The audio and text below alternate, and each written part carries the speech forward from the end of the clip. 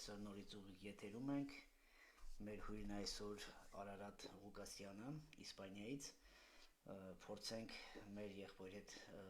հարցազրույց վերցնել, հասկանալ այսօրվա իրավիճակը մեր երկրի։ Արարատ ջան, բարի երեկո եղբայր։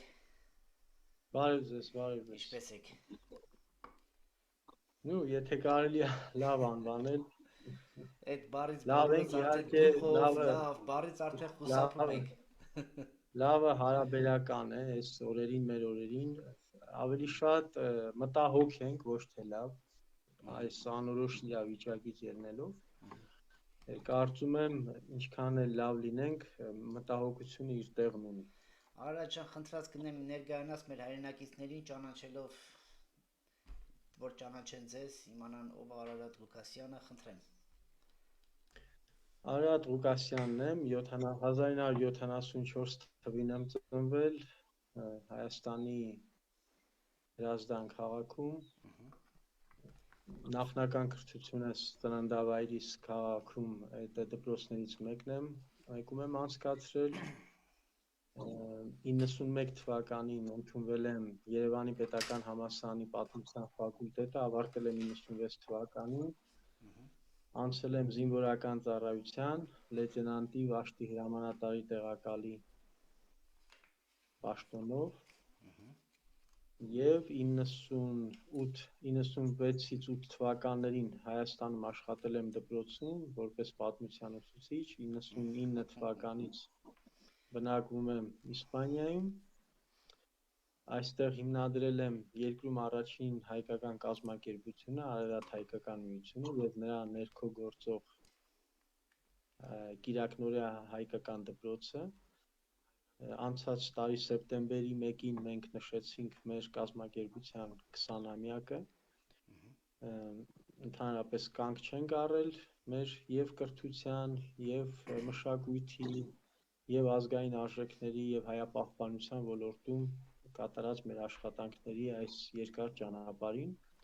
հուսով ենք կանգ չենք առնի և հուսով ենք հավուր պատշաճի կարող ենք ներկայացնել հայկական մշակույթը ինչպես Իսպանիայում, այնպես էլ Եվրոպայի և աշխարհի տարբեր հարթակներում։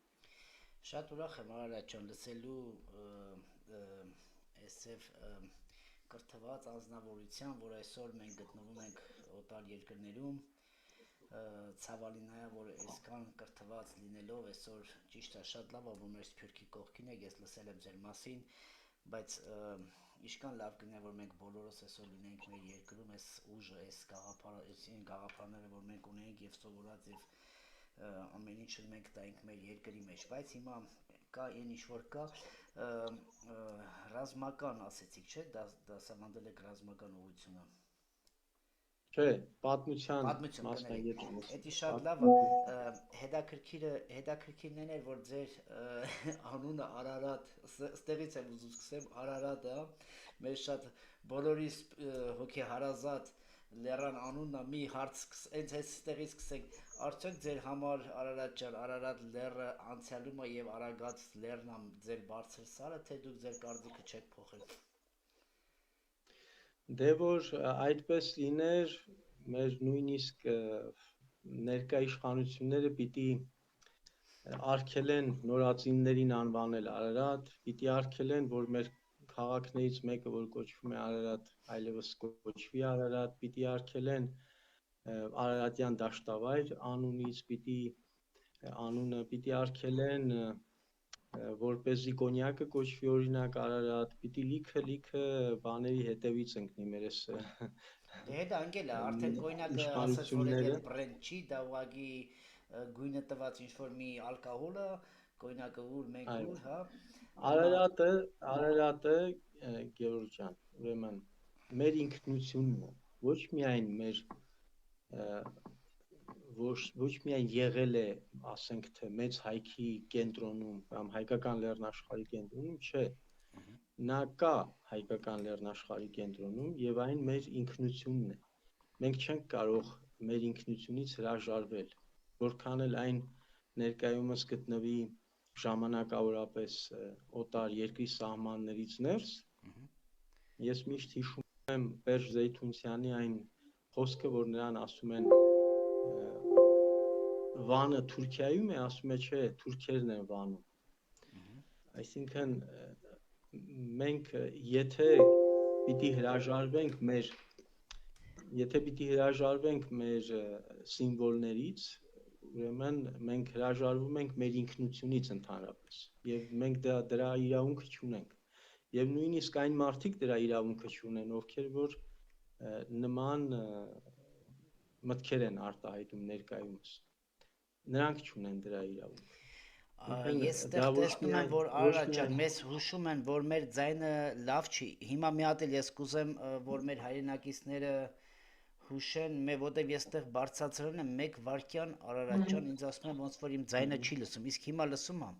Ես ուզում եմ, որ մեր սիրելի հայրենակիցները 1-2 բան գրեն, որ բայց ուղղակի մոտ էլ տեղ չկա բարձրացնելու Արարաջան, չգիտեմ, ձեր մոտ ինչ ձև է այդ զվուգը, հա։ Գիտեմ, լսվում է, իմ ձայնը լսվում է, եթե լսվում է, եթե չի լսվում, գրեք, որ հասկանանք, սիրելի հայրենակիցներ։ Okay, որ լավ է, okay, լավ է։ Քանի բողոք չկա, շարունակենք։ Արարաջան, դուք այսօր մի րոպե ստե գրմած քո ձայնը ցածր է։ Բայց լավ, էլ ոնց բարձրացնենք մեր ձայնը։ 1 վայրկյան ես խնդրում եմ ներողություն, ոխր էլ տեղ չկա բարձրացնելու, սիրելի հայրենակիցներ ջան։ Էլ ոչ մի տեղ չկա բարձրացնելու։ Ես երևի այս միկրոֆոնն էլ օգտագործեմ։ Ես քեզ լավ լսում եմ։ Ես էլ եմ լավ լսում, ուղղակի մեր հայրենակիցները այո, գրած հյուրի ձայնը լավ է լսվում, պարզապես բարձր խոսեք, լավ, okay, պարզապես բարձր ենք խոսում, դուխով խոսենք, լավ, սկսենք իսկական հայ տղու պես դուխով խոսենք, որտեղ ոնց հասկացես 6 տարի մեր դուխը փորձել են կոտրել, բայց նրանց մոտ չի ստացվի, Արարաջան, դե որ դուխով, հարց չկա, սիրելի հայրենակիցներ, դուք եք ասում դուխով բարձր խոսեք, մենք էլ խոսենք բարձր։ Արարաջան, ուզում եմ հասկանամ այս իրավիճակը, որ այսօր դուք գիտեք, որ ձերբակալվածներ կան, մանավանդ Սև Հովաս ջոկատի հրամանատարը, Հերոսի եղբայրը, որ կորցրեց եղբայր եւ եղբոր որդի, ու մնացած մեր հայրենակիցները, որ այսօր շինցու ինչ-ինչ գործերով, որ փորձում է խոսել ճշմարտությունից, նրանց փակում են, նրանց ձերբակալում են, դուք ինչ ձև եք տեսնում որպես Սփյուռքում ապրող հայրենակից, որպես հայ լինելով, հետո ունեք մտածելու, երբ որ մենք այսօր բարձրաձայնում ենք, շատերը ինձ գրում են, «Գև, բա դու ոնց ես պատկերացնում ես ամեն ինչը», նշանակում է սարքել են մի հատ միֆ, ով որ խոսի ճշմարտությունը, պետքա բռնել, նստացնեն, պետքա, չգիտեմ, այնտեղ Վարդան Ղուկասյանին բռնեցին Ամերիկա, փակեցին, այստեղ Հայաստանում են մարդկանց փակում, փորձում են վախացնել, ինչպես որ Սփյուռքի մեր գումարները գողացան, մեր ուղարկած ապրանքները գողացան եւ ասեցին Սփյուռքը անելու ոչ մի բան չունի, հիմա փորձում են նույն ձև լրացնել եւ վախացնել այս ամեն ինչը ու մանավանդ ինչն է կարեւոր իմ համար, որ այսօր գործող հրամանատարը, մարդ, որը որ 30 տարի կռվել է, մարդ, որը որ ունի հենց հիմա սահմաններում տղաներ, որը որ կանգնած են հենց առաջի գծում, հրամանատարը փագի տակ, ո՞նց եք այս ամեն ինչը դուք տեսնում, խնդրեմ։ Նախ դուխով չէ, ոգով, դա օտար բառ է, որ մենք մի քիչ օտարամոլությամբ շատ ենք, այսինքն տառապում, դա չպետք է այլևս մտածենք, որպեսզի մեր լեքսիկոնից ռուսական, անգլերեն, ռուսերեն եւ այլ լեզուներով բառերը հանել եւ խոսել մեր ոսկեղենիկ մայրենիով։ Այո, ոգով։ Նախ դա երկրորդը հիմա ինչ տեղի ունեցավ այս 30 տարիների ընթացքում 30 տարիների ընթացքում տեղի ունեցավ արժեքների դեգրադացիա որպեսզի հասնենք այսօրվան իսկ այսօր ինչ է տեղի ունենում հերոս տղաները ովքեր որ կանգնած են եղել սահմանին ովքեր որ ամբողջ իրենց գիտակից կյանքը նվիրել են հայրենիքի պաշտպանությանը այժմ գտնվում են, ասենք, բանտերում եւ կամ նրանց արգելվում է խոսել սրա այսպես ասած կոպիտ ասած ծրագիրը գծված է եղել արդեն գծված է եղել որպեսզի հասնի մինչեւ Նիկոլ Փաշինյան եւ որպեսզի այդ արժեքների դեգրադացման process-ը հասնի իր գագաթնակետին եւ հիմա տեղի է ունենում այդ արժեքների դեգրադացման մարմնավորումը, այն ժամանակ 30 տարիների ընթացքում, 20 տարիների, լավ, վերջին 20 տարիների ընթացքում տեղի է ունեցել այնպիսի մի դեգրադացում ազգի մեջ, որպեսզի մարդը միայն կարողանա մտածել, ասենք թե հացի մասին, օրվա վաստակած հացի մասին, ջուրը երբ պիտի տան, լույսը երբ պիտի տան, 1 ժամով լույս են տվել, վազելով գնացել են, զբաղվել են, իրենց գործերով չեն կարողացել մտածել այն արժեքների մասին, որոնք հենց ազգապահպանություն, հայապահպանություն են իրենցից ներկայացնում, դրա մտածելու ժամանակը չեն տվել, հասցրել են այս ասի, այ դուք ասում եք, ոնց ենք մենք հայտնվել Սփյուռքում, չէ, ոնց ենք հայտնվել մեր հայրենիքից դուրս, հենց դա էլ այդ ծրագրի մեջ է մտնում, որպեսզի այն ուժը, խելքը, միտքը Հայաստանից դուրս գա, մեր հայրենիքից դուրս գա, որպեսզի կառավարումը ավելի հեշտ լինի, այսինքն լույսին սպասող մասսային ավելի հեշտ է կառավարը, կրթությունը որակով չստացած մարդուն ավելի հեշտ է կառավարը,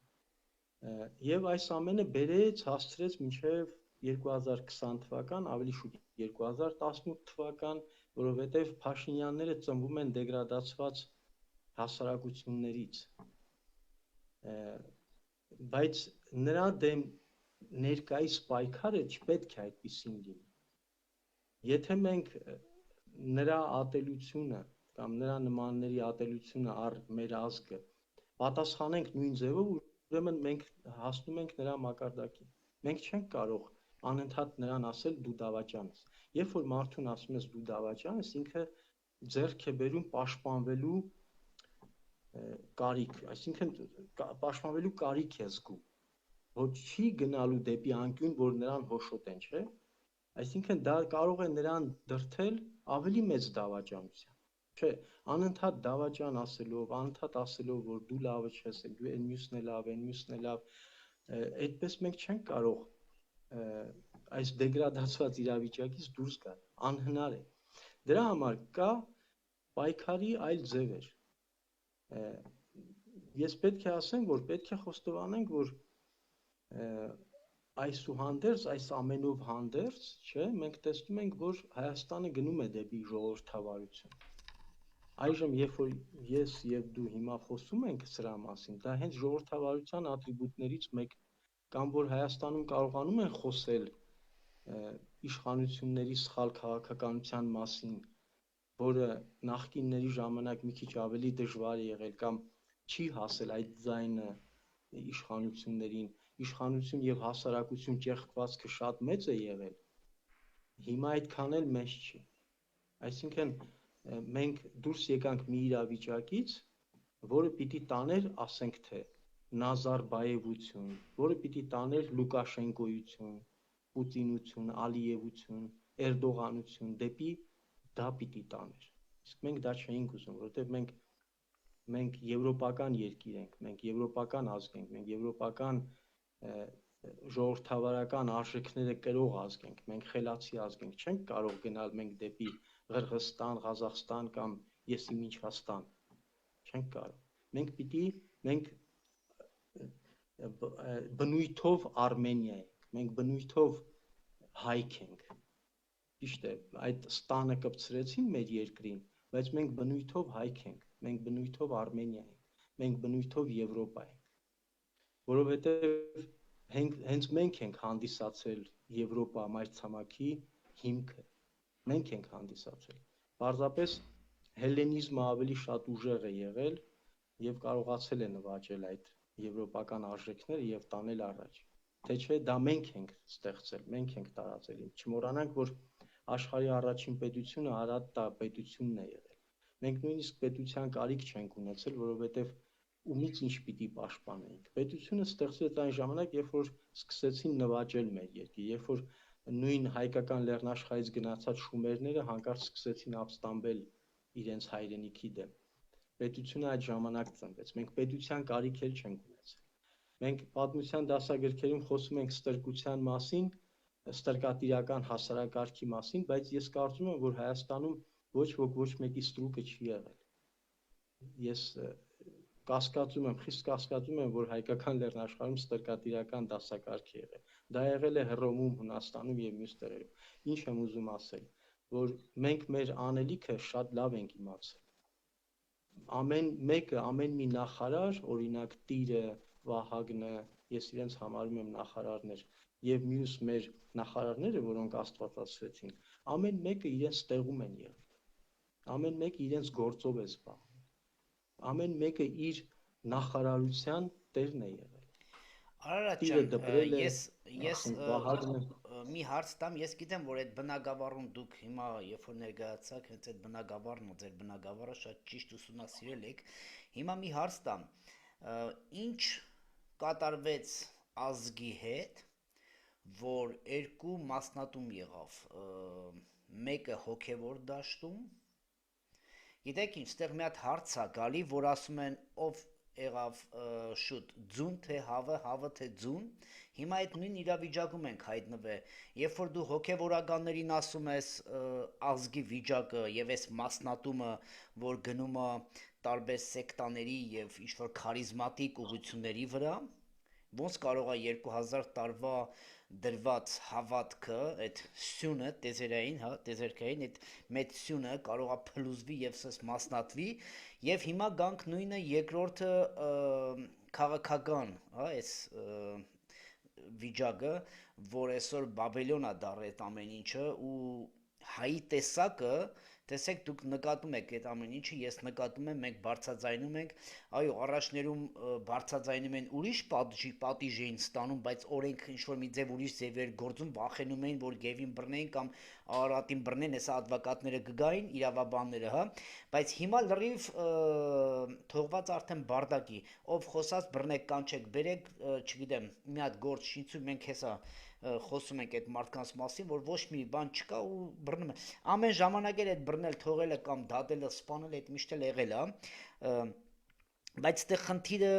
ինչ կատարվավ հայ ազգի հետ, որ այս տեսակ կարող է երկու ճյուղն էլ մասնատվի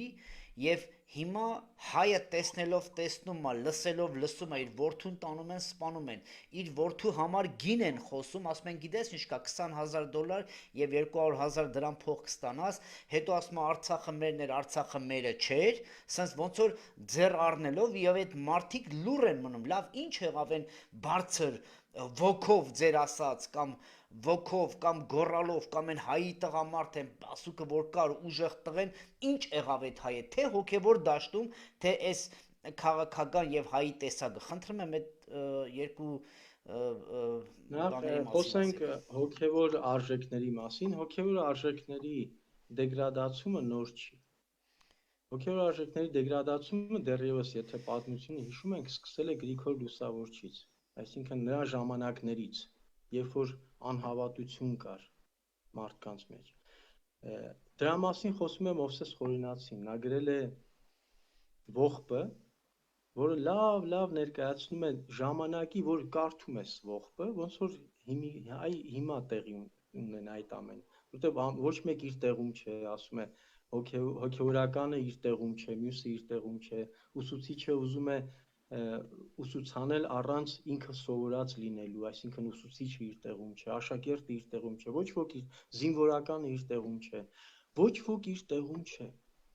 Այսինքն սա է հենց կոչվում արժեքների դեգրադացում, սա է նշանակում կոնկրետ եթե հոգևոր արժեքներից ենք խոսում, հոգևոր արժեքներից հեռու։ Բայց ինչ եղավ այդ հոգևոր, ինչ կատարվեց, գենափոխություն եղավ, ինչ որ ազգեր մտան մեր մեջ, փորձեցին գենափոխ, լավ, ինչ եղավ այդ հզոր հոգուն։ Առաջի քրիստոնյա կոչվելով շնորհքի երկիր, ոնց կարող է դա այդպես այս տեսակ խանգարում, այս տեսակ արմատա հանանել, լավ, ոնց կարա այդ, ինչ եղավ, գաղտնիքը, որ հասկանանք, այսօր մենք ինչ ենք, ինչի համար է մեր եթերի իմաստը այն է, որ ինչ եղավ անցյալում եւ ինչ կարող ենք այսօր դրա դեմը, ինչ եք առաջարկում, լինելով մասնագետ, ինչ կառաջարկեք այսօրվա մեր երիտասարդին հավատացյալ, հետո կանցնենք արդեն իշխանական թևը, թե այնտեղ արդեն եթե հոգեվորը ծախված է իշխանական արդեն բազմաթիվ բազմաթիվ բաց թողումներ պետք է գտնել ոչ միայն հասարակության մեջ, այլև եկեղեցու մեջ։ Եկեղեցին շատ է հեռացել ժողովրդից։ Եվ դրանից է, որ ծնվում են բազմաթիվ այլ ուղղություններ հենց կոնկրետ քրիստոնեական աշխարհում։ Եկեղեցին պետք է կարողանա հավուր պատշաճի մտնել հասարակության մեջ։ Քրիստոսը մի շոր է ունեցել եւ պատրաստ է եղել այդ մի շորը, այդ մի զգեստը կիսել իր ընկերոջ հետ, իր հարազատի, իր թշնամու հետ նույնիսկ։ Բայց հիմա տեսնում ես եկեղեցին նույն բանը չի անում, նույն արժեքները չեն, որ քարոզվում են եկեղեցում, գուցե քարոզվում են, բայց արարքները նույնը չեն։ Եվ դա շատ կարևոր է, որպեսզի եկեղեցին վերադառնա իր արժեքներին եւ որպեսզի հոգեվոր սնունդը չպակասի հայ ժողովրդի։ Եվ Արա ջան, ես գիտեմ, որ դուք մյուս դեգրադացիան։ Լսում եմ։ Հա։ Նայեք,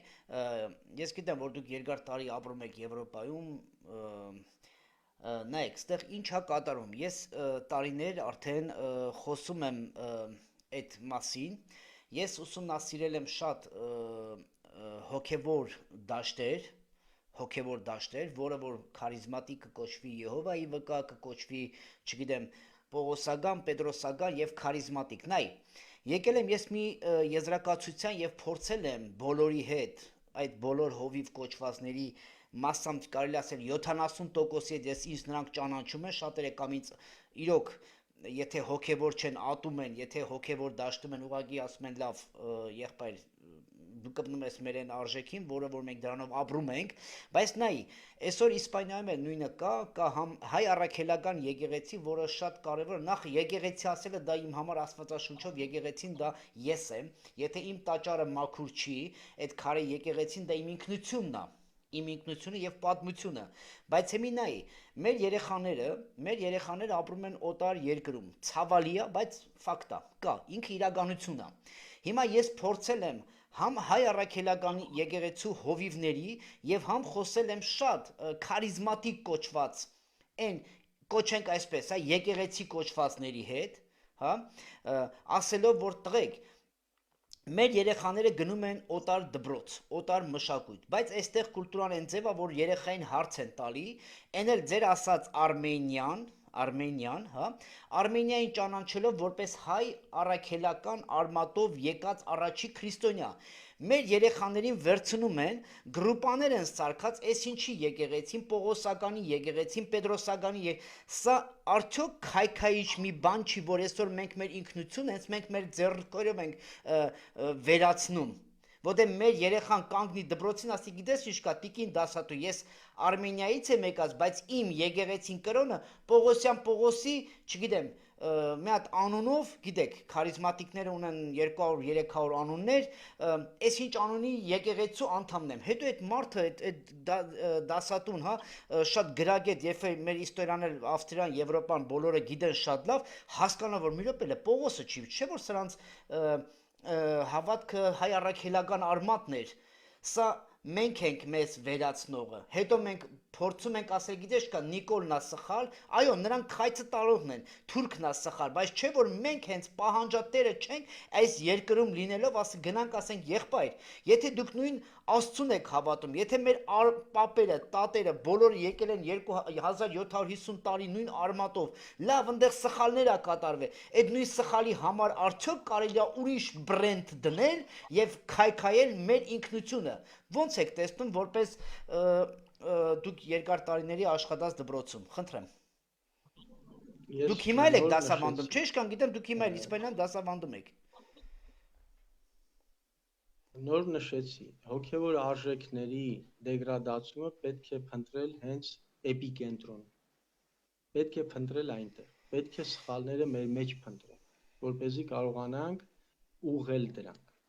Եթե մենք չենք ընդունում մեր սխալները, չենք կարող ուղղել երբեք։ Դրա համար պետք է այդ վերադարձը դեպի եկեղեցի, դեպի ես, դեպի դու, դեպի մյուսը, պետք է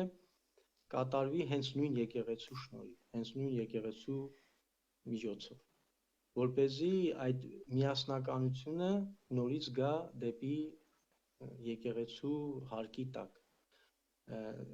դա կարևոր է։ Եվ բացի դրանից, եթե խոսքը գնում է Սփյուռքի մասին, Սփյուռքում միայն եկեղեցին չէ, միայն հավատքը չէ, որ միավորում է մեզ։ Այդ տենդենսը ավելի շատ նկատվում է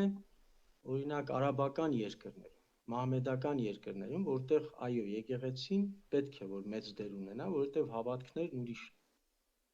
Բայց ասենք կաթոլիկ կամ քրիստոնեական այլ երկրներում, օրինակ Իսպանիա, Ավստրիա, Գերմանիա եւ մյուս երկրներում, հավատքը նույնն է, ուղղություններն են տարբեր։ Այստեղ արդեն խոսում է հայապահպանությունը, այստեղ արդեն առաջ է գալիս հայ ինքնության պահպանումը, այստեղ արդեն առաջ է գալիս մայրենիի իմացությունը, ուծացման դեմ պայքարը, այսինքն ձուլման դեմ պայքարը, որը շատ կարևոր է, այսինքն այստեղ պետք է միավորվեն մշակույթն ու եկեղեցին, պետք է միավորվեն, որպեսզի հայապահպանությունը ավելի ամբողջական դառնա։ Եվ դրանում մեծ դեր պիտի խաղան արդեն այդ երկրներում հաստատված հայերը, հայ ազգաբնակչությունը, պետք է գիտակցեն դա, ընտանիքներում պետք է խոսեն հայերեն, այդտեղից է գալիս հենց ուծացումը, եթե ընտանիքներում հայերեն բառը պակասում է,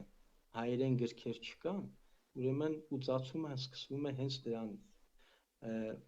Մեր դպրոցները հիմնականում Իսպանիայում կիրակնօրյա են, հիմնականում չէ, բոլոր դպրոցները կիրակնօրյա են։ Կիրակի օրերը 2-3 ժամով գալով հայկական դպրոց այդ հարցը չի լուծվում։ Ես 20 տարի մենք աշխատում ենք եւ այս խնդիրը միշտ եղել է։ Երեխաները դուրս են գալիս դասամիջոց եւ իրար հետ նույն դպրոցում, հայկական դպրոցում խոսում են իսպաներեն։ Եվ դրանից խուսափել գրեթե անհնար է։ Այսինքն խնդիրը որտեղ է գալիս։ Խնդիրը մյուս 6 օրերի մեջ է։ Այդ 6 օրերը միջև հասնում են Կիրակի օրը, գոնե տանը։ Դե դպրոցում պարզ է, պիտի իսպաներեն խոսեն։ Փողոցում գուցե ավելի շատ իսպանացի ընկերներ ունեն մեր երեխաները, քան թե հայ, պետք է իսպաներեն խոսեն, դա պարզ է, բայց գոնե տանը ոչ թե այսպես ասած արգելվի, խստիվ արգելվի իսպաներեն խոսելը, չէ, այլ հասկացվի, երեխաներին հասկացվի, թե ինչ է նշանակում մայրենի լեզուն, ինչ է նշանակում այն լեզուն, որն առաջին անգամ քեզ տվել է մայրդ, ինչ է նշանակում մի լեզու, որը աշխարհի ամենահին լեզուն է, ես բազմաթիվ անգամներ ապացուցել եմ դա, հնդեվրոպական լեզվաընտանիքի նախահայրենիքը հայկական լեռնաշխարհն է, այնտեղ է ծնվել մարդու հոդաբաշխ խոսքը, որովհետև այն բառերը, որոնք օգտագործել է առաջին անգամ մարդը, հայերենում դրանք միվանկանի բառեր են, դրանք նույնիսկ բառեր չեն եղել, հնչյուններ են եղել, օրինակ քար, հող, օդ, ջուր, հուր, ջուր եւ այլն, այս բոլոր բառերը հետագայում ասենք մարդը ընտելացնում է շուն, ձի, կով, գառ, այսինքն սրանք ամեն այս բոլոր բառերը միվանկանի բառեր են, որոնք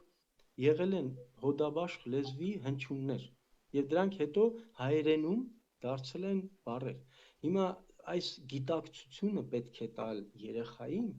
պետք է տալ հային, ամեն մի հային, օտարերկրում ապրող,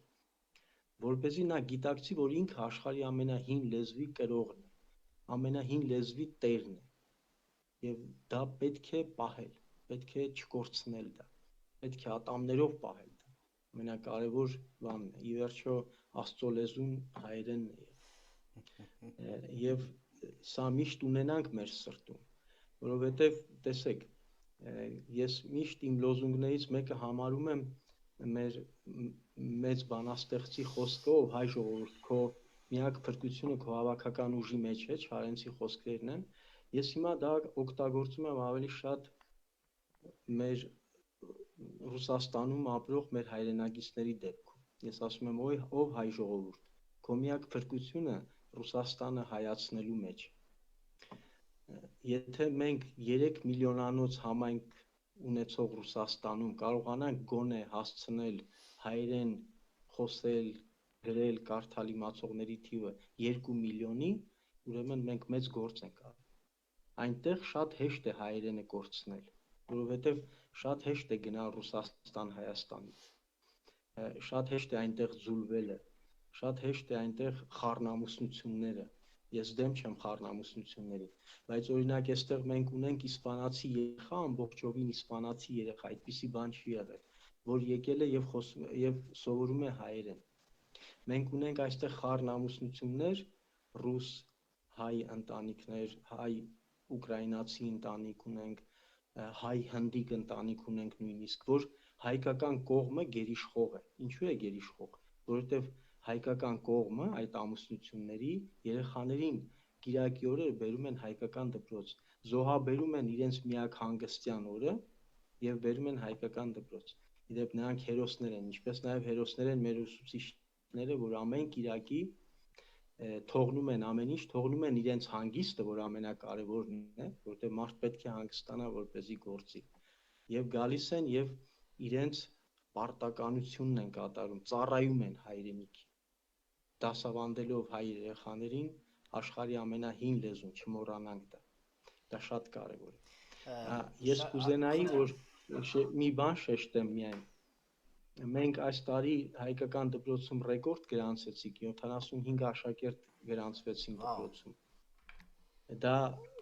մի կողմից լավ է եւ մի կողմից վատ է։ Եթե դա պիտի տեղ ունենա Հայաստանի հաշվին, ես դեմ եմ դրան, որովհետեւ ես առաջին օրվանից, երբ որ ոտք եմ դրել Իսպանիայում, ամեն օր ուզում եմ գնալ Հայաստան։ Այսինքն, եթե մենք շատանում ենք Հայաստանի հաշվին, ուրեմն դա լավ չի։ Ուրեմն ինչ որ բան այնպես չէ մեր երկրում։ Ուրեմն այն 1,2 միլիոն մարդը, որ մինչև վերջերս դուրս են եկել Հայաստանից, ավելանում են։ Հիմա շուտով կդառնան 1,5 միլիոն հայ, որ մեր հայրենիքից այս 30 տարվա ընթացքում դուրս են եկել։ Իսկ ով պիտի ապրի Հայաստանում։ Ես դա վերցնում եմ իմ վրա առաջին հերթին։ Մենք հիմա Սյունիքում պետք է առնվազն 1,5 միլիոն հայ ունենայինք ապրող։ Իսկ Սյունիքում ընդամենը 2-3 քաղաք կա, որ բնակեցված է։ Գորիս, Ղափան, Մեղրի, ասենք, մնացած տեղերը, մնացած գյուղերը դատարկվում են։ Մենք ասում եմ, այս 30 տարվա ընթացքում Արցախում 1,5 միլիոն հայ պիտի ապրեր։ Մենք մնացինք 150,000-ի վրա։ Ինչու՞։ Դա չպետք է այդպես լիներ, դա մենք հիմա ամբողջ Արցախով վերցրած մոտ 7 միլիոն բնակչություն պիտի լինեինք այս 30 տարվա ընթացքում։ Դե թող մեկը համարձակվեր արձակվեր 7 միլիոնանոց պետության վրա, իհարկե չէին կարող։ Մեր հաղթանակը այդտեղից պիտի սկսվեր։ Մենք առաջին պատերազմում Արցախյան հաղթեցինք, բայց չամրագրեցինք մեր հաղթանակը։ Եվ մի բան էլ ասեմ, պատերազմը չի դադարել։ Այս վերջին պատերազմը սկսվել է 2016 թվականին Քարորիայով եւ դեռ չի դադարել, ժողովուրդ։ Դա հաշվի առեք, ամեն օր ամեն մի հայ, ամեն մեկս, ամեն մի իսպանացի մեր ընկեր, ավստրիացի մեր ընկեր, գերմանացի մեր ընկերոջը հուշենք, որ Հայաստանում պատերազմը չի ավարտվել։ Ոչ մի պայմանագիր չի կնքվել, իսկ երբ որ պայմանագիր չի կնքվել, ոչ պարտվող կողմ կա, ոչ էլ հաղթող կողմ կա։ Եվ եւս մի բան ավելացնեմ դրա հետ կապված։ Մենք չենք պարտվել։ Ոչ միայն հիմա պատերազմը չի ավարտվել, դրա համար եմ ասում, չէ։ Մեր զինվորը շանսատակ է արել ճշնամը։ Մեր զինվորը միջև վերջ կանգնել է տեղում։ Այս պայմանավորված պատերազմը պարտվել են, գիտենք բոլորս ովքեր, այս պայմանավորված պատերազմը դավաճանությունների, բազմաթիվ դավաճանությունների արդյունք է։ Հիմա մենք այդ արդյունքն ենք կրում։ Հիմա մենք գլխիկոր ենք։ Հիմա մենք չենք կարողանում գնալ ինչ-որ մի քաղաքում ներկայացնել ինչ-որ միջնորդագիր հայոց ցեղասպանությունը ճանաչելու համար։ Իսկ մինչև հիմա Իսպանիայում 41 քաղաք արդեն ճանաչել են հայոց ցեղասպանությունը, 6 մարզ ճանաչել են հայոց ցեղասպանությունը։ Բայց հիմա նույն ոգով մենք չենք կարողանում գնալ եւ խնդրել ինչ-որ մի քաղաքի կամ ինչ-որ մի մարզի կամ հենց կենտրոնական իշխանությանը, որպեսզի հայոց ցեղասպանությունը ճանաչի։ Ինչի համար? Որովհետեւ դա էլ են ուզում, այդ միավորման ձևն էլ են ուզում մեր մեջից անել, որովհետեւ այդ ողբերգությունը մեզ միացրել է։ Այդ ողբերգությունը աշխարհի 10 միլիոն հայերին միացրել է իրար։ որպեսզի կարողանանք պայքարել։ Հիմա այդ պայքարից հրաժարումը նշանակում է թույլ տալ, որպեսզի նույն ցեղասպանությունը տեղի ունենա հիմա։ Հիշենք միշտ, պատերազմը չի ավարտվել, քանի որ Ադրբեջանի եւ Թուրքիայի նպատակն է բնաջնջել մեզ, ընդհանրապես երկրի աշխարհի քարտեզից հանել Հայաստան անունը։ Մեր նպատակը ո՞րն է, լավ։ Նրանց նպատակը պարզ է, մենք տեսնում ենք։ Մեր նպատակը ո՞րն է։ Ստիպել նրանց, որպեսզի հաշտության պայմանագիր, խաղաղության պայմանագիր ստորագրեն։ Նրանք չեն գնալու դրան։ Նրանք չեն ստորագրելու հաշտության, խաղաղության պայմանագիրը։ Բա որ ստորագրի Ալիևը իր ներքին լսարանին էլ ինչով կերակրի։ Չի կարող ոչինչով կերակրել։ Ալիևները, Էրդողանները, Պուտինները եւ մյուսները մնում են իշխանության գլուխ պատերազմներով, որպեսզի կարողանան իրենց ներքին լսարանին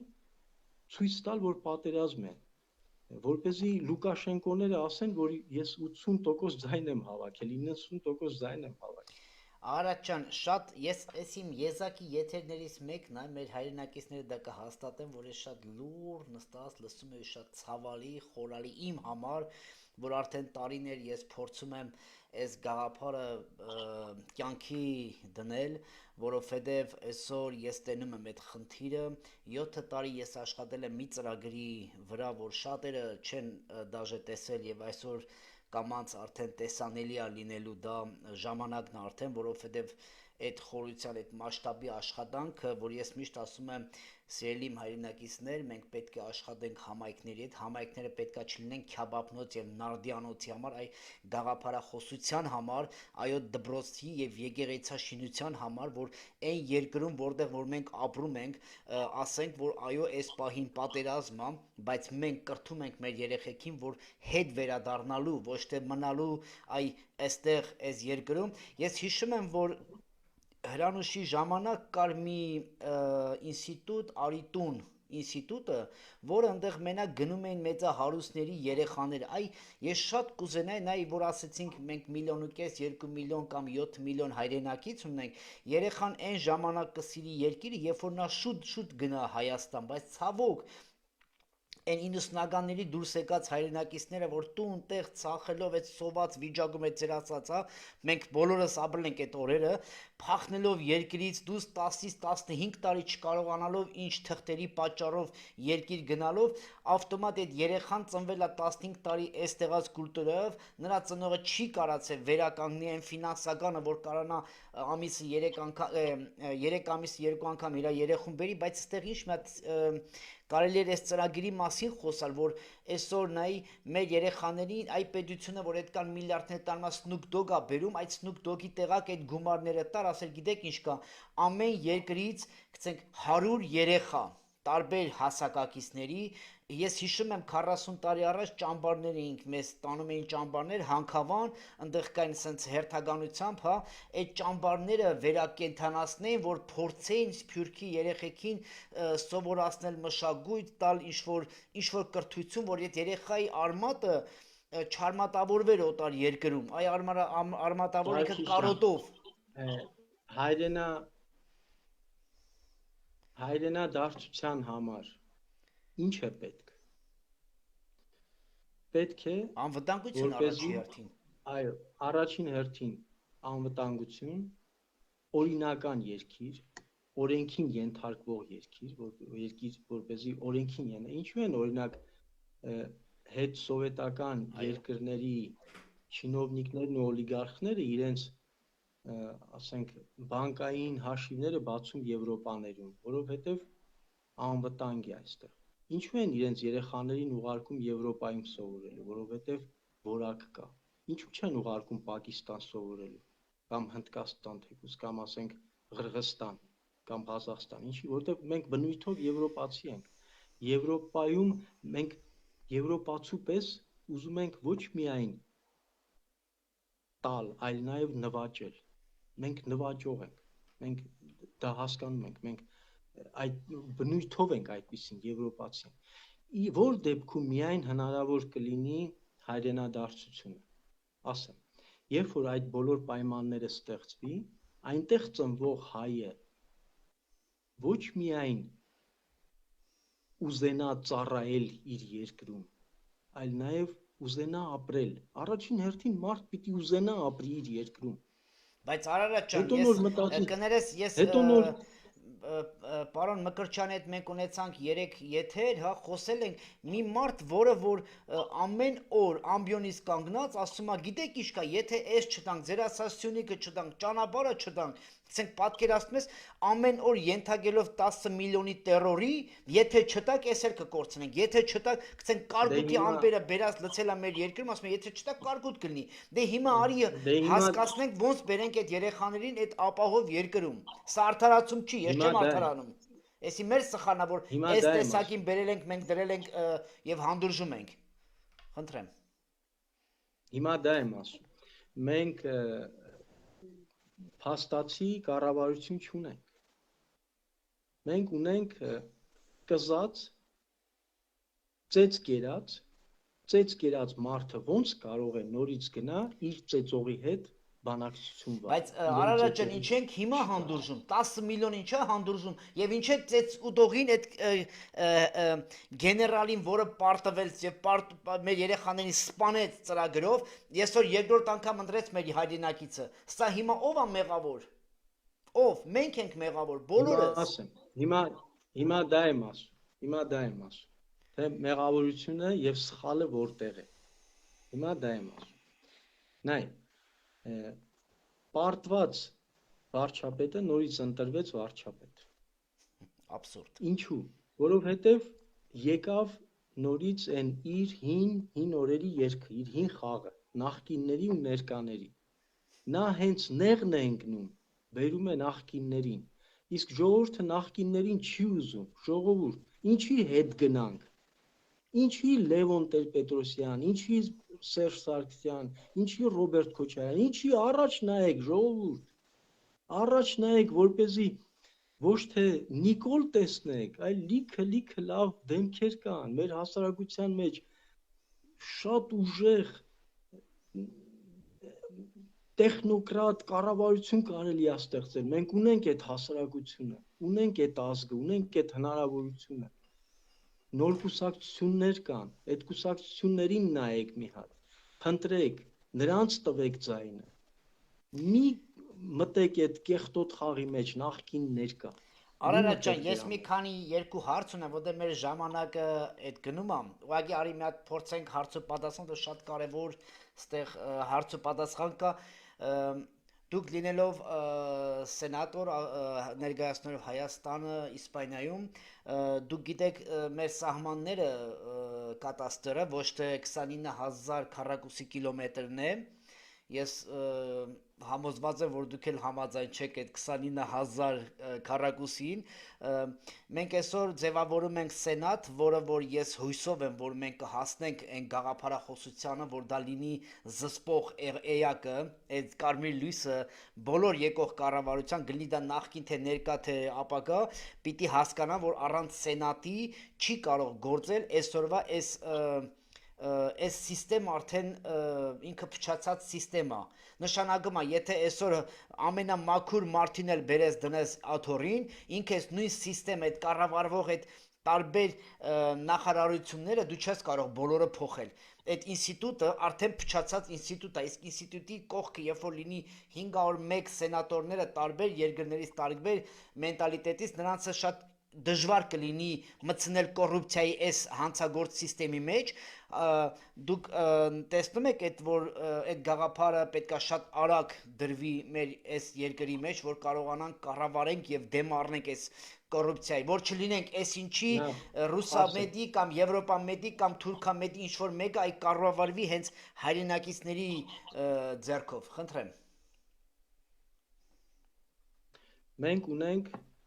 այն որ ինքը ասում է, կադաստրի վկայական։ Մենք ունենք 300,000 քառակուսի կիլոմետր տարածքով մեծ հայք։ Ճիշտ է, դա դեռ ուտոպիայի ժանրից եմ ասում, դա դրան դեռևս չենք կարող հասնել հիմա, բայց ի վերջո մի օր հասնելու ենք։ Նախ դա, երկրորդը, ինչ տեղի ունեցավ, հիմա ինչ է տեղի ունենում։ 21 թվականին Էրդողանը տարավ Պուտինի հետ, չէ, հաստատեցին Ղարսի եւ Մոսկվայի պայմանագրերը, որոնք անօրինական պայմանագրեր են, այն անօրինական, ինչու անօրինական, Լենին-Քեմալ պայմանագիրը ինչու է անօրինական, որովհետեւ դրանք կնքվել են ինչ որ երկու միավորների կողմից, որոնք այդ ժամանակ ամբողջ աշխարհում եւ ազգերի լիգայում ճանաչված չէին։ Նման պետություններ գոյություն չունեին, որովհետեւ բոլշևիկներին դեռ ոչ ոք չէր ճանաչել, 17 թվականին հեղափոխություններ եղել, բայց նրանց կառավարությունը չէր ճանաչվել։ Եվ Աթաթուրքը եկավ, նրա կառավարությունը ոչ ոք չէր ճանաչել։ Երբ թուրքերի կառավարությունից հետո ոչ ոք Թուրքիայի կառավարությանը չէր ճանաչել որպես լեգիտիմ կառավարություն։ Այսինքն նրանց կնքած պայմանագիրը մանավանդ, որ այդ պայմանագիրը վերաբերում է երրորդ երկրին, անօրինական է, բայց նրանք այսպես ասած կոմպրոմատ ունեն մեկը մյուսի նկատմամբ, կոմպրոմիս ունեն մեկը մյուսի նկատմամբ։ Նրանք մինչև հիմա իրագործում են դա, այդ պայմանագիրը, Լենին-Քեմալ պայմանագիրը մինչև հիմա իրագործում են։ Եվ մենք պետք է դուրս գանք այս ծիրից։ Մենք պետք է հաստատենք մեր իրավունքները Վիլսոնյան իրավարար վճռով։ Պետք է հաստատենք դա։ Կառավարությունը վախկոտ է, տեսնում ենք, որ չի գնում այդ, նույնիսկ խոսք անգամ չի ասում, եթե ես չեմ զարմանա, որ մի օր մայիսի 28-ը որպես ազգային տոն հանվի մեր օրացույցից։ Այս իշխանության օրոք։ Մենք ինքներս պետք է փնտրենք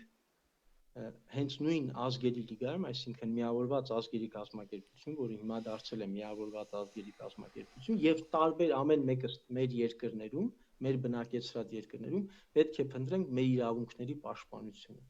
Մենք ամենևին էլ 29800 քառակուսի կիլոմետր չենք։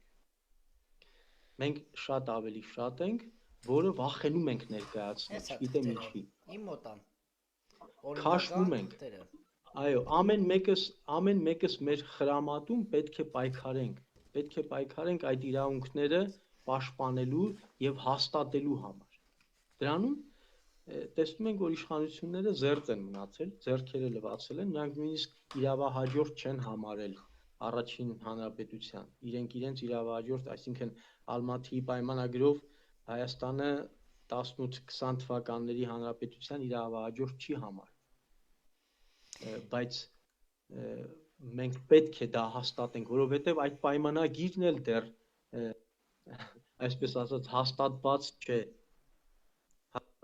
ոչ մի պետության կողմից։ Արա, գիտեք, այստեղ հարցը ինչու՞մն է, որ ես ուզում եմ շատ կարճ մեր հայրենակիցներին իմ մտքերը մի հատ շատ կարճ բացատրեմ, ինչ է նշանակում լինել ունենալ սենատ եւ պահանջել եւ պահանջատերը լինել այն ինչ որ մենք ունենք, այն մեր սահմանները, այո,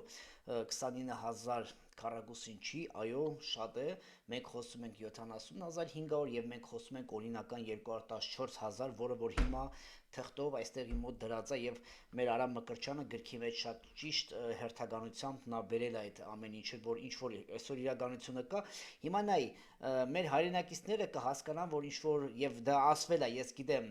շատ տեղերում ասվել է, որ մենք ինչ որ այս գաղափարով մենք ռևանշիստներ ենք կամ ինչ որ մենք փորձում ենք անցյալ պահանջենք, մենք փորձում ենք գրգռել։ Լսեք, գիտեք ինչ կա, ես ուզում եմ ասել որպես հայ լինելով, այո, ես պահանջատերն եմ իմ տան, իմ տեղի, իմ պապերի, իմ հողի, իմ տանս տերն եմ ես։ Հիմա դուք ինչ ձևի դա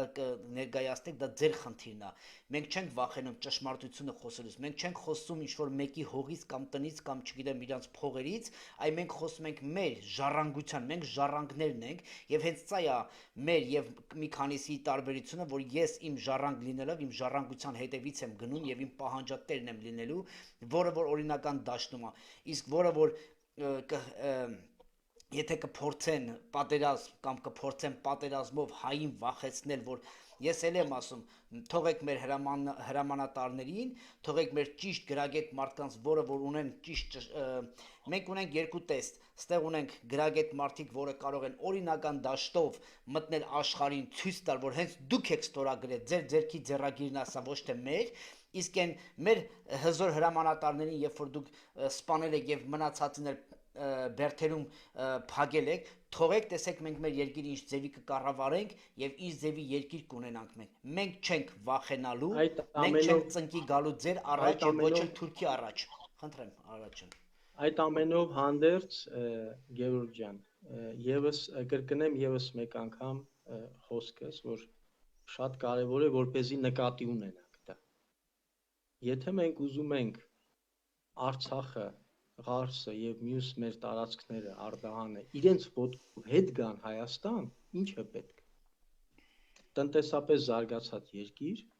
եւ որպեսզի կրկնում եմ, որպեսզի հիմա Սյունիքում 1.5 միլիոն հայ բնակվի։ Մենք կարող ենք հասնել դրան։ Եթե հասնենք դրան, մենք Սյունիքում չենք տեղավորվի, կգնանք Արցախ։ Մենք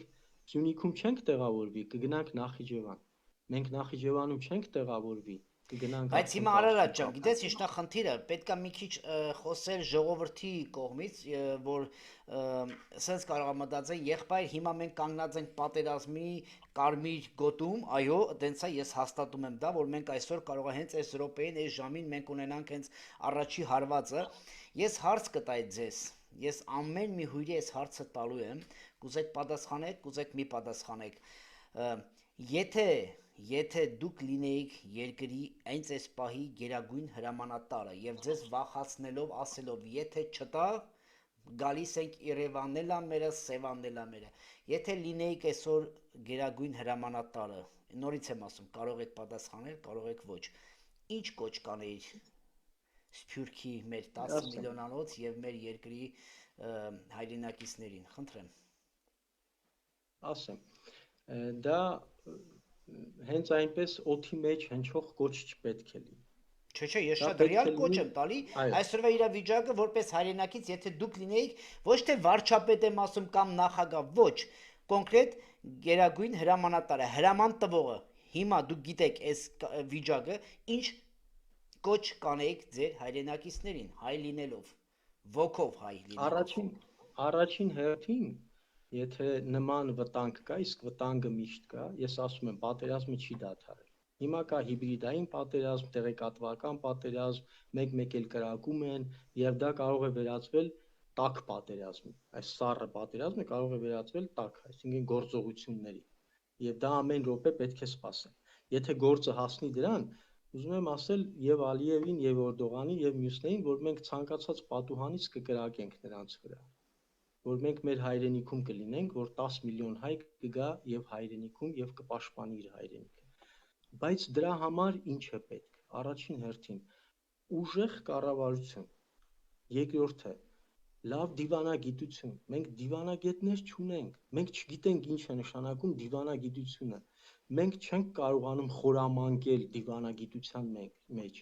Մենք ուզում ենք դիվանագիտության մեջ բարի լինել, իսկ դիվանագիտության մեջ չի կարելի բարի լինել։ Դիվանագիտության մեջ, արտաքին քաղաքականության մեջ պետք է լինես չարը, ճակերտավոր իմաստով չարը։ Եթե դու չարը լինես, Ֆրանսիան կասի, ես քանի որ դու այդքան չարն ես, ես իմ զորքը բերում եմ եւ քեզ պաշտպանում եմ։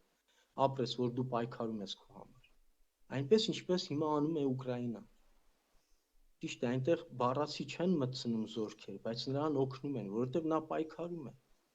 Որովհետեւ Նայեք Պալեստինան մի քանի 100,000 հոգով, Ամերիկային ասում է, ես քո հաշվի չեմ նստի։ Չեն դուրս գալի, իրենց հայրենիքն է, իրենց տունն է, իրենց օջախն է, իրենց ընտանիքն է, իրենք պայքարում են դրա համար։ Այ դա մենք կարող ենք հասնել դրան։ Դե հեմինայ Արարատ ջան, մի հատ հարց 150,000 ժողովուրդ Ես չեմ կարող հասկանամ, ես իմ արցախցիներին սիրում եմ, նրանք մեր հայրենիք, մենք բոլորս մեկ ենք, չկա մեր արցախցի, հոկտեմբերանցի, լեննագանցի կամ հայը հայա, բայց ուզում եմ փորձը ցույց տվեց մեզ շատ կարճ ժամանակ ընթացքում, որ 150,000-ը զենքը կար, կռվող ուժը կար, գաղթի ճամփեն բռնեց այն նույն ճանապարհը եկան Հայաստան։ Արդյոք սա ինչ-որ ծրագիր չէր դրված, որ պետք է դուք դուրս գաք, բայց ժողովուրդը պետք է որոշում կայացներ։ Հիմա այդ նույնը կարա լինի։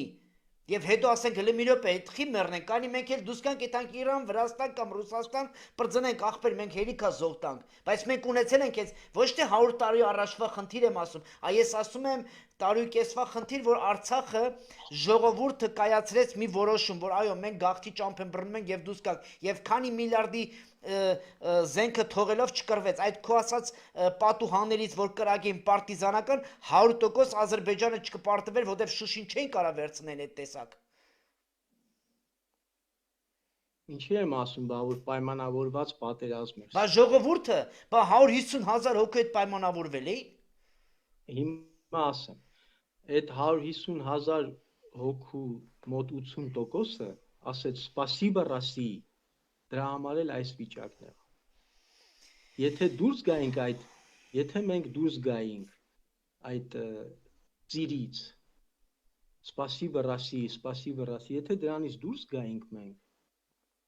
ցանկացած Արցախցի զինվոր կդառնար։ Մենք 150,000 զինվոր կունենայինք այնտեղ։ Եվ չեն հավատա, որովհետև սա էլի եմ ասում, սա Լենին-Քեմալ պայմանագրի իրականացումն է։ Պուտինը 30 տարով Արցախը տվել է մեզ, հիմա 30 տարով երևի, հուսամ ոչ, հուսամ 5 տարի հետո մենք կվերականգնենք մեր իրավունքները Արցախում, հիմա տալիս է Ադրբեջանին, հիմա տալիս է Թուրքին, Էրդողանին։ Եվ սա պայմանավորվածություն է, պատերազմ է ի սկզբանե, չհեղափոխությունը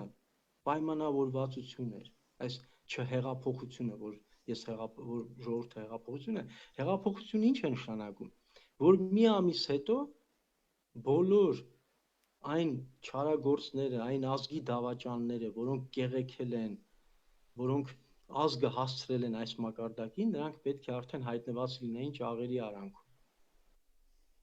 Բայց սա հեղափոխություն չէր, սա պայմանավորված տեղափոխություն էր, որպեսզի գա 2020 թվական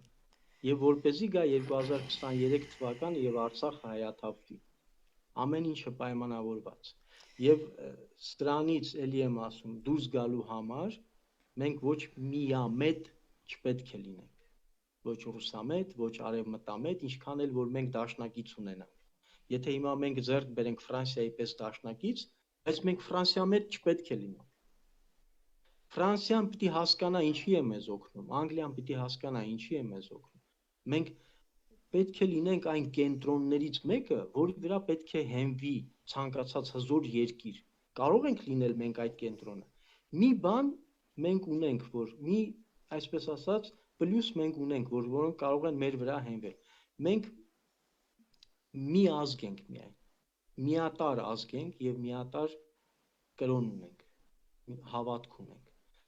Օրինակ ոնց որ Իսրայելը, չէ, Իսրայելի վրա հենվում են, օգնում են ամեն ինչ, չէ։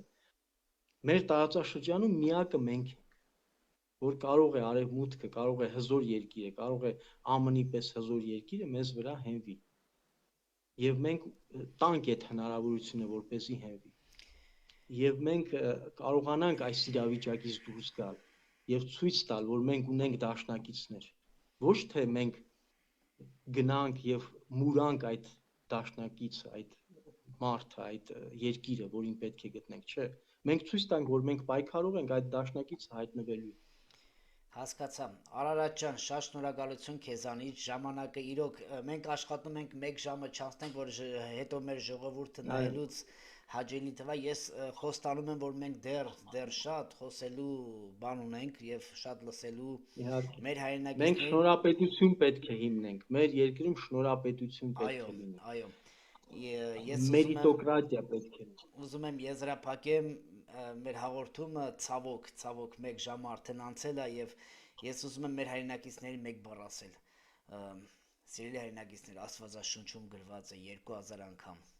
մի վախեցեք։ Ես դա ամեն անգամ իմ եթերներով ասելու եմ։ Մի վախեցեք, դուք հաղթածի որդի եք, դուք շնորհքի երկիր եք, ձեզ տրվել է մեծ, շատ մեծ երկիր, պահանջատերը լինեք։ Երբ որ դուք պահանջատերը լինեք մեր եղբոր ասած ոգով, Աստված կորտնի եւ Աստված խնդրեք Աստծուն թող երկնային իմաստություն տա, որ երկրի վրա կարողանաք շարժվեք, որովհետեւ առանց երկնքի իշխանության եւ իմաստության երկիրը դժոխքն է դա, որը անհնարին է մարդը առանց Աստծո իմաստության գործի։ Դրա համար երկինքը, հետո նոր երկիրը։ Շատ շնորհակալ եմ քեզանից, Արարատ ջան, Աստված օրհնի քեզ, Ես եմ շնորհակալ։ Աստված օրհնի մեր Ես հայ եմ շնորհակալ ժողովրդին, մեր մեր հայրենակիցներին, խնդրեմ։ Աստված պահապան մեր երկրին, հայ ժողովրդին, ի վերջո գալու է մեր օրը եւ մենք տեսնելու ենք այդ օրը, Ամեն, մեր հաղթանակի օրը։ ամեն։ Շնորհակալություն։ Պատերազմը ավարտված չէ, մենք պարտված չենք, հիշենք։ Ամեն, ամեն, շնորհակալություն։